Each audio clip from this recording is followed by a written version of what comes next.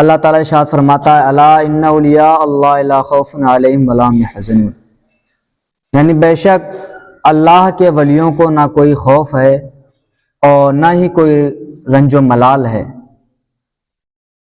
اللہ رب العزت کا فرمان علی شان الا ان اولیاء اللہ لا خوف علیہم ولا هم يحزنون، بے شک اللہ کے ولیوں کو نہ کوئی خوف ہے اور نہ ہی رنج و ملال ہے۔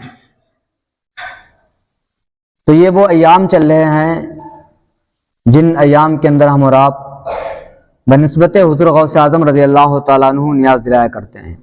کچھ دنوں کے بعد وہ گھڑی آئے گی جس کے اندر ہم اور آپ حضور غوث اعظم رضی اللہ تعالیٰ عنہ کے نام کی نیاز دلایا کرتے ہیں۔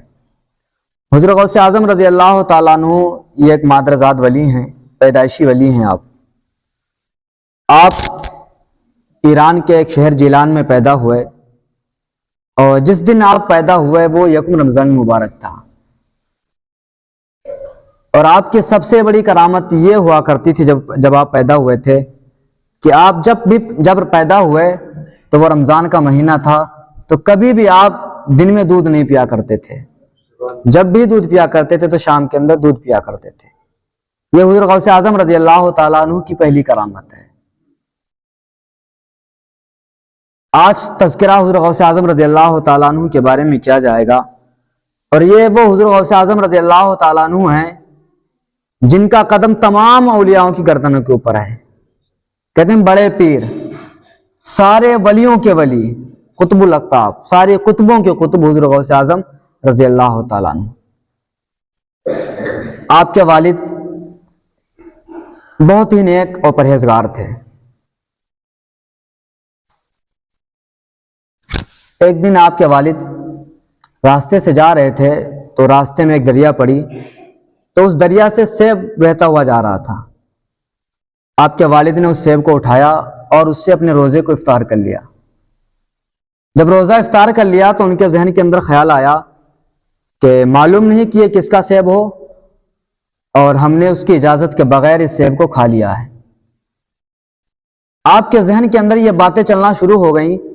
صرف آپ نے ایک سیب کھایا، وہ بھی دریا سے بہتا ہوا، ایک سیب کھایا وہ بھی دریا سے بہتا ہوا، تو آپ کے ذہن کے اندر خیال آیا کہ کہیں ایسا نہ ہو کہ اس ایک سیب کے سبب سے اللہ رب العزت ہماری گرفت فرما لے۔ ایک سیب کھایا ہے، ہم اور آپ اپنا محاسبہ کریں اور پھر ان اللہ والوں کا محاسبہ کریں۔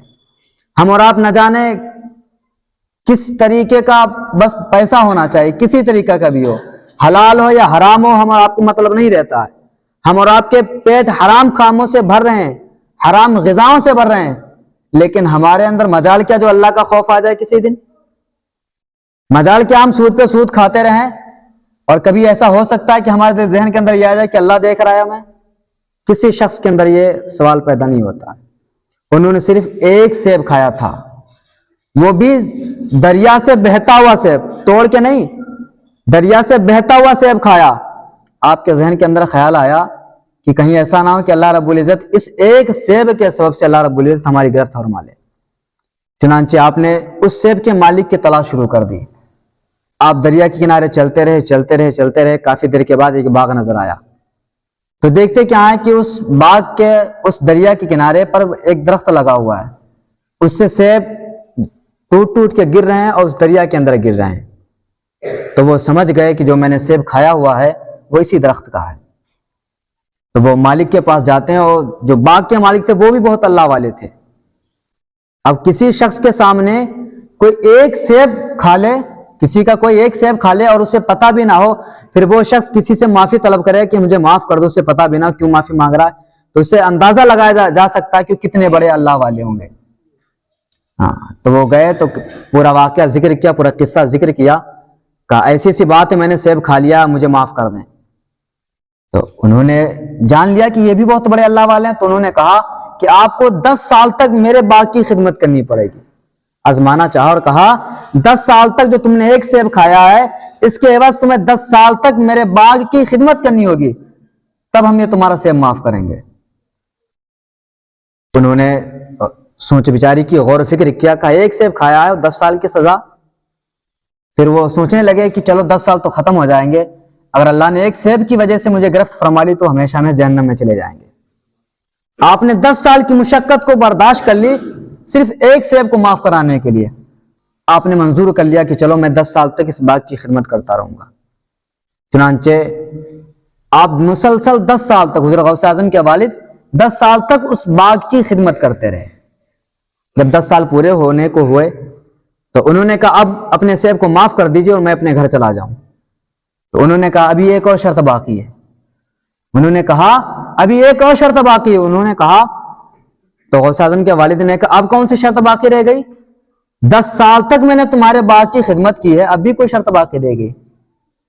تو جی باغ والے نے کہا کہ ہاں تمہیں میری بیٹی سے شادی کرنی ہوگی، اور میری بیٹی وہ ہے جو نابینا بھی ہے، پیروں سے معذور بھی ہے، ہاتھوں سے معذور بھی ہے، وہ چل پھر نہیں سکتی ہے، ان ساری چیزوں سے وہ معذور ہے. تو بہت ہی بڑا مسئلہ پیدا ہو گیا. سوچنے لگے پہلے 10 سال کی خدمت کروا لی ایک سیب کی وجہ سے، اور اب کہہ رہے ہیں ایسی عورت سے شادی کی جائے جو اندھی بھی ہو، لولی بھی ہو اور پیروں سے معذور بھی ہو، اور وہ معذور بھی ہو تو اس سے کس طریقے سے شادی کی جا سکتی ہے؟ کافی دیر سوچتے رہے، کافی دیر غور و فکر کرتے رہے. پھر ان کے ذہن کے اندر وہی خیال آیا زندگی ختم ہو جائے گی. آپ کے ذہن کے اندر خیال آیا زندگی ختم ہو جائے گی، گناہ باقی رہ جائے گا. زندگی ختم ہو جائے گی. جو ہم اور آپ آج اپنی زندگی کو گناہوں کی طرف لگا رہے ہیں، آپ یقین مانیے کہ آپ کی زندگی ختم ہو جائے گی. آپ کے نامہ اعمال میں گناہ باقی رہ جائیں گے. صرف ایک سیب کھایا تھا، 10 سال خدمت کی، اس کے بعد میں سزا کیا ملی کہ ایسی عورت سے شادی کرنی ہے جو بالکل ہی معذور ہو. آپ کافی دیر سوچنے کے بعد کہنے لگے زندگی تو ختم ہو جائے گی، چلو تم سیب کو معاف کر دو، میں تمہاری بیٹی سے شادی کر لوں گا. چنانچہ آپ کی شادی ہو جاتی ہے. حضرت غوث اعظم کے والد کی شادی ہو جاتی ہے. جب آپ ان کے پاس پہنچے، اپنی بیوی کے پاس پہنچے، تو دیکھتے کیا ہے کہ بالکل صحیح سلامت بہت ہی خوبصورت لڑکی سامنے بیٹھی ہوئی ہے. بہت ہی خوبصورت، پیر بھی صحیح ہیں، آنکھیں بھی صحیح ہیں، ہاتھ بھی صحیح ہیں. آپ جیسے دروازے گھر کے اندر گھسے، دیکھتے کیا بہت حسین و جمیل لڑکی بیٹھی ہوئی. آپ فوراً واپس چلے آئے. آپ واپس آ گئے اور آپ کہنے لگے کہ شاید کوئی دوسری لڑکی آ گئی ہو. چنانچہ ان کے والد کو بلایا اور کہنے لگے تم نے تو یہ کہا تھا کہ تمہاری بیٹی معذور ہے، نابینا ہے، وہ کچھ کر نہیں سکتی ہے، لیکن میرے نکاح کے اندر جو آئی وہ تو بہت ہی خوبصورت ہے. تو انہوں نے کہا کہ وہ میں نے آپ سے جو چیزیں بتائی تھی وہ اس اعتبار سے بتائی تھی. میں نے بتایا تھا کہ میری بیٹی آنکھوں سے معذور ہے، میری بیٹی نابینا ہے، تو اس کا مطلب یہ ہے کہ میری بیٹی نے کبھی بھی کسی غیر انسان کو نہیں دیکھا ہے. یہ حضرت غوث اعظم کی والدہ ہیں، کہا تھا کہ میری بیٹی آنکھوں سے اس اعتبار سے معذور ہے کہ میری بیٹی نے کبھی بھی غیر مرد کو نہیں دیکھا ہے. ہاتھوں سے اس لیے معذور ہے، کبھی بھی یہ ہاتھ کسی کو تکلیف دینے کے لیے نہیں اٹھے ہیں. پیروں سے اس لیے معذور ہے کہ کبھی بھی میری بیٹی نے اپنے پیروں کو حرام کاموں کی طرف نہیں لگایا. تو جب یہ ساری باتوں ان کے سامنے تذکرہ کیا گیا تو ان کے دل کے اندر تسلی آتی ہے، اور آپ مکمل پوری طریقے سے آپ ان سے ملتے ہیں، اور جس سے حضرت غوث اعظم رضی اللہ تعالیٰ عنہ کی ولادت ہوتی ہے. تو اس واقعے سے ہمارا آپ کو پتا چلا سب سے پہلے جو درسگاہ ہوتی ہے، جو سبق دینے کی جگہ ہوتی ہے، وہ گھر ہوتا ہے ہمارا. مگر ماں باپ ہمارے درست رہیں گے. حضرت غوث اعظم رضی اللہ تعالیٰ عنہ مادرزاد ولی ہیں، ایسے ولی نہیں بنے. ایک سیب کو معاف کرانے کے لیے آپ کے والد نے 10 سال سزا کاٹی، اور آپ کی والدہ کا عالم یہ ہے کہ کبھی بھی کسی غیر مرد نے آپ کی والدہ کو نہیں دیکھا. تب جا کر کے حضرت غوث اعظم رضی اللہ تعالیٰ عنہ کی ولادت ہوئی. تو بیٹے اولادیں اسی وقت درست ہوں گی جب ماں باپ درست ہوں گے. جب ماں باپ بھلائی کے راستوں کی طرف چلیں گے تب بیٹے بھلائی کے راستوں کی طرف چلیں گے. اگر آپ غلط راستوں کی طرف ہیں تو پھر آپ کے بیٹے بھی غلط راستوں کی طرف جائیں گے. اس واقعے سے ہم اور آپ کو بہت ہی عمدہ اور بہت ہی پیاری چیز کا پتہ چلا کہ انسان کو ہر حالت میں اللہ رب العزت کا ڈر رکھنا چاہیے. وہ سیب کھایا تھا، انہیں پتا تو نہیں تھا کہ میرے باغ کا سیب کھایا ہے، لیکن ان کے خود کے اندر یہ ذہن کے اندر سوال آیا کہ دنیا والے نہیں دیکھ رہے ہیں تو کیا ہوا، لیکن اللہ تو دیکھ رہا ہے. دنیا والے نہیں دیکھ رہے ہیں تو اللہ تو دیکھ رہا ہے. اللہ کے ڈر سے جب آپ گناہ کرنا چھوڑ دیں گے تو آپ یقین مانیے کہ اللہ رب العزت آپ کو بہت ہی بڑا اجر عظیم ثواب عطا فرمائے گا. واقعہ مذکور کیا گیا کہ بنی اسرائیل کے اندر ایک عورت تھی، اس کے چھوٹے چھوٹے سے بچے تھے. تو وہ بھوک کی وجہ سے بلبلانے لگتے, رونے لگتے اور کہتے ماں کچھ کھانے کا انتظام کر دے. تو اس کی ان بچوں کی ماں یعنی وہ عورت بڑے بڑے لوگوں کے پاس جاتی اور سوال کرتی کہ مجھے کچھ کھانے کے لیے دے دو, میں تمہارے یہاں کام کر کے تمہارا قرض اتار دوں گی. لیکن کوئی شخص انہیں اس عورت کو قرضہ دینے کے لیے تیار نہ ہوا. تو ایک آدمی دوسرا آتا ہے, آدمی کے پاس پہنچی وہ عورت اور کہنے لگی تم مجھے تھوڑے سے دینار دے دو جس سے میں اپنے بچوں کے پیٹ کو پال لوں اور پھر میں تمہارا قرض اتار دوں گا. تو اس نے کہا کہ نہیں, میں تمہیں اس طریقے سے نہیں دے سکتا ہوں, تم میری ایک خواہش کو پوری کر دو, میں تمہیں جتنا تمہیں لینا جو سامان لینا میں تمہیں وہ دے دوں گا. وہ عورت اپنے گھر پہ چلی جاتی ہے. جب گھر پہ آتی تو پھر بچے رونا شروع کر دیتے ہیں, چلانا شروع کر دیتے ہیں, کہتے ہیں میری ماں تو نے کچھ کھانے کا انتظام کیا یا نہیں کیا ہے, ہم بھوک سے تڑپ رہے ہیں, ہماری روحیں نکل رہی ہیں بھوک کی وجہ سے, کچھ انتظام ہوا یا نہیں ہوا. ماں کہتی بیٹا صبر کرو, اللہ رب العزت کہیں نہ کہیں سے انتظام کر دے گا. اس کی اولاد اس کے بچے رونے لگتے ہیں. پھر وہ عورت اسی شخص کے پاس جاتی ہے اور کہتی میرے بچے رو رہے ہیں, کھانے کی مجھ سے فریاد کر رہے ہیں, مجھے تھوڑا سا دے دے, میں تیرا قرض اتار دوں گی. وہ شخص کہتا نہیں, تمہیں پہلے میری خواہش کو پوری کرنی ہوگی. چنانچہ وہ عورت بہت ہی زیادہ پریشانی کے عالم میں اس آدمی سے کہتی ہے کہ چلو ٹھیک ہے, میں تمہاری خواہش کو پورا کر دوں گی, لیکن تم مجھے پہلے مال دے دو. تو اس شخص نے اس عورت کو کچھ پیسے دیے, کچھ دینار دیے. اس کے بعد میں جب تنہائی کے اندر وہ پہنچے, مرد اور عورت جب تنہائی کے عالم میں پہنچے تو دیکھتے کیا ہے کہ اس عورت کا جسم کانپ رہا ہے, اس عورت کا جسم کانپ رہا ہے. تو وہ شخص کہنے لگا کہ تو کس چیز سے ڈر رہی ہے, کن لوگوں سے ڈر رہی ہے, اس شہر کے اندر ہم سے مالدار تو کوئی نہیں ہے, تو پھر کس کا خوف کھا رہی ہے, تو کیوں پریشان ہو رہی ہے, تجھے یہاں کوئی تکلیف دینے والا نہیں ہوگا. تو وہ عورت کہنے لگی کہ مجھے دنیا والوں سے ڈر نہیں لگ رہا, مجھے اللہ سے ڈر لگ رہا ہے. جیسے اس کا یہ جملہ نکلا کہ مجھے اللہ سے ڈر لگ رہا, دنیا والوں سے ڈر نہیں لگ رہا, دنیا والے دیکھیں یا نہ دیکھیں مجھے کوئی پرواہ نہیں ہے, لیکن میرا رب مجھے دیکھ رہا, میں گناہ کرنے جا رہی ہوں. جیسے اس عورت نے اس جملے کو کہا, فوراً کا فوراً وہ شخص اس عورت سے دور ہو جاتا ہے اور کہنے لگا کہ عورت تو غریبی کے عالم میں بھی اللہ رب العزت سے اتنا ڈر رہی ہے, تو پھر مجھے کس قدر اللہ رب العزت سے ڈرنا چاہیے, مجھے کس قدر اللہ رب العزت سے ڈرنا چاہیے. چنانچہ وہ عورت, وہ شخص 80 دینار جو لگ بھگ یہاں ہندوستان کے اعتبار سے 2 لاکھ کے بنتے ہیں, ان 2 لاکھ کو معاف کر دیا اور اس سے کہا تو 2 لاکھ بھی لے جا اور میں تیرا یہ جرم بھی معاف کرتی ہوں, تو خوب جب بھی تجھے کوئی دقت ہو, کوئی پریشانی ہو, میرے پاس آ کر کے مال لے جانا.